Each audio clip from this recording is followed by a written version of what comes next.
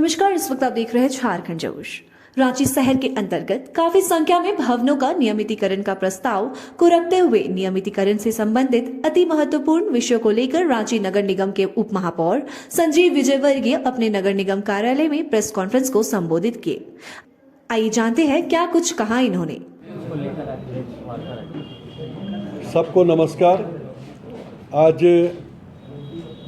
ये press conference शहर में अवैध मकानों के नियमितीकरण पर सरकार ने एक डेडलाइन डेट दिया था और आज उसका अंतिम दिन है। उसमें उनके किए गए प्रस्ताव पर संशोधन मांगा गया है। क्योंकि पिछले 15 वर्षों से हम लोगों ने रांची नगर निगम में बहुत अंदर तक देखा है और बहुत चीज़ों को देखा, तो यही पता चला है कि 2 बार जब नियमितीकरण का प्रस्ताव आया तो दोनों बार इतनी अशुद्धियां थी जिसके कारण रांची शहर को इसका फ़ायदा नहीं मिला। तो हम लोगों ने कुछ प्रस्ताव बनाए हैं जो सरकार को मैंने कल भेजा है। सरकार के पास पत्र मिल गया है और आज इसीलिए इसे प्रेस के माध्यम से आम लोगों के लिए भी और सरकार को का ध्यान आकर्षण के लिए भी कर रहा हूँ।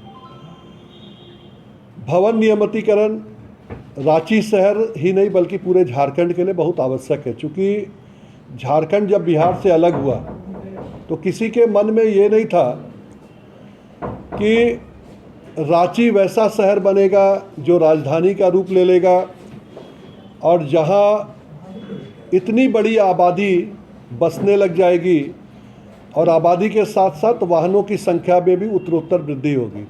तो प्लान्ड वे में हमारा शहर नहीं बसा हुआ है।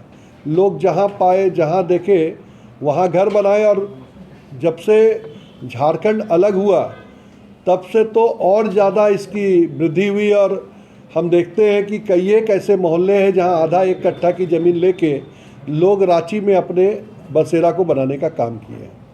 लेकिन आज जो परिस्थितियाँ बनी हैं उसमें हम लगभग ऐसे 2-2.5 लाख घर हैं उनको तोड़ नहीं सकते। तो लगातार हमारे बोर्ड के माध्यम से भी, मेरे माध्यम से भी, हमारे जितने पार्षद हैं उनके माध्यम से भी, राज्य सरकार चाहे जिसकी भी रही हो, हम लोगों ने हमेशा प्रस्ताव भेजा कि जो भवन बने हैं उनको नियमित किया जाए। हमने देखा है कि पिछले 1 साल पूर्व रांची में जब ऐसे 50-60 भवनों को तोड़ने का जब आदेश अपर बाजार में हुआ था तो लोगों के अंदर कितना भय था और हजारों नोटिसें जब रांची में सर्व हुई थी तो उस समय जनता के बीच में एक डर सा बन गया था।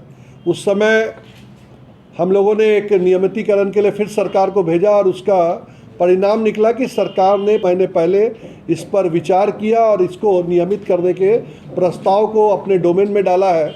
और आम लोगों से इसमें क्या संशोधन किया जाना चाहिए जिससे ज़्यादा से ज़्यादा लोगों को फ़ायदा हो, उसके लिए उसने अपने डोमेन में छोड़ा है।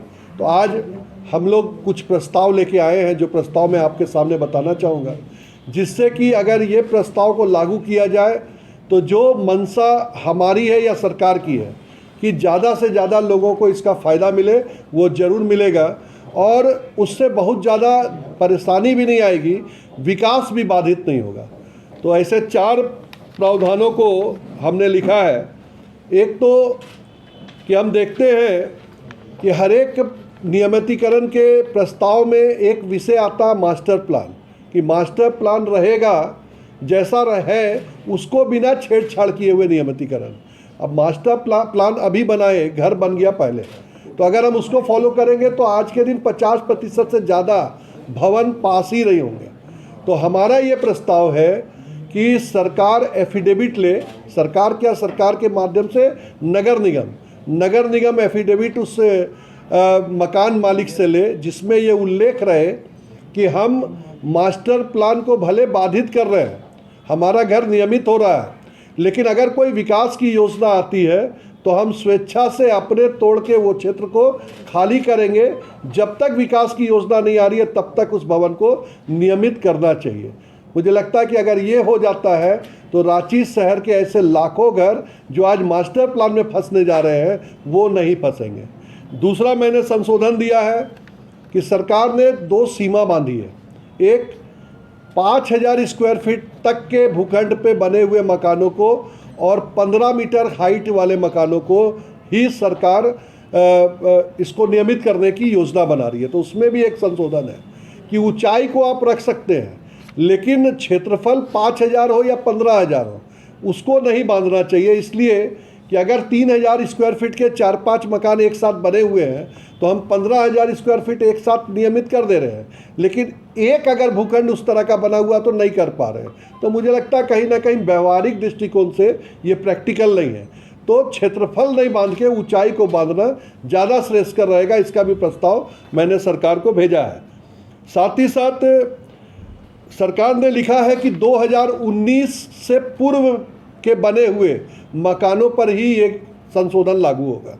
मुझे लगता है कि जब कोई कानून बनता है तो कानून का तिथि उसमें दर्ज रहता है, उस तिथि के तो कल के बाद कोई अनियमित मकान फिर नहीं बने, उसको सुनिश्चित करने के लिए भी एक प्रावधान सरकारी अधिकारियों के लिए बनाना चाहिए कि अगर उसके बाद बनता है तो संबंधित अधिकारी पर भी कोई कार्रवाई होनी चाहिए।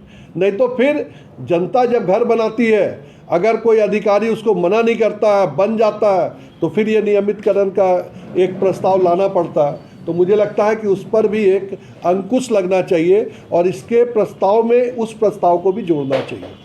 साथ ही हम रांची शहर को अगर अच्छी तरह से देखें तो हमारा शहर का 50% से अधिक का जो भूखंड है वो CNT से प्रभावित है।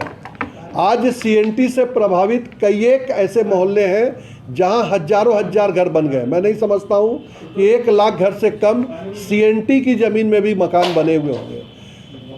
कोई भी नक्शा उसके वैधानिक तत्वों को ऐलान नहीं करता है। मैं नहीं समझता हूं कि अगर CNT में कोई ज़मीन घर बन गया है तो उससे अगर हम उसे पास कर देंगे तो उसका वैधानिक उसको लाभ मिल जाएगा। तो उसमें एक क्लॉज देते हुए कि नक्शा स्वीकृति उसके मालिकाना हक को नहीं दर्शाता है, उन भवनों को भी नियमित करने का एक प्रस्ताव सरकार के माध्यम से आना चाहिए, जिससे कि लाखों घर जो ऐसे ज़मीन पे बने हैं वो भी नियमित अच्छे ढंग से हो जाए और हम जो फुल प्रूफ प्रोग्राम लाना चाहते हैं वो फुली सब लोगों के लिए फ़ायदेमंद हो। तो मुझे लगता है कि इस तरह का संशोधन भी सरकार को करना चाहिए। प्लस इन 4 प्रस्ताव के बाद मैंने सरकार को लिखा है कि अतिक्रमण, नदी, नाले, ऐसे जगह जो भी बने हुए हैं जो सरकारी भूमि पे हैं उनका तुरंत अतिक्रमण से हटाना चाहिए, क्योंकि अतिक्रमण अगर होगा तो हम शहर को व्यवस्थित नहीं कर पाएंगे, व्यवस्थित भी नहीं कर पाएंगे और ट्रैफिक मूवमेंट भी सही नहीं कर पाएंगे। तो अतिक्रमण हटाने के लिए भी उसी बाईलॉज में एक प्रावधान बना के और उसको तत्काल पूरे शहर से नदी नालों को बिल्कुल साफ़ करना चाहिए। अगर नहीं होता तो रांची नगर निगम हमेशा नालियों की समस्या से जूझता रहता है, लोग परेशान रहते हैं, बारिश आती है, सड़कों पे पानी भर जाता है और कहीं ना कहीं आम लोगों के लिए ये परेशानी का सबब होता है। तो ये भी एक प्रस्ताव उसमें जोड़ के और उस पर कार्रवाई करने की आवश्यकता है। तो आज मुख्यतः यही इन बिंदुओं पर मैंने प्रेस कॉन्फ्रेंस करने का निर्णय लिया था, जिससे कि सरकार के पास इन विषयों को हार्ड कॉपी के माध्यम से तो मैंने भेज दिया, लेकिन आज आप लोगों के माध्यम से भी जाने से कहीं ना कहीं आम लोगों को इसका फ़ायदा मिलेगा। बहुत बहुत धन्यवाद। अगर आपके बीच में कोई प्रश्न हो तो उसका भी जवाब हम दे सकते हैं।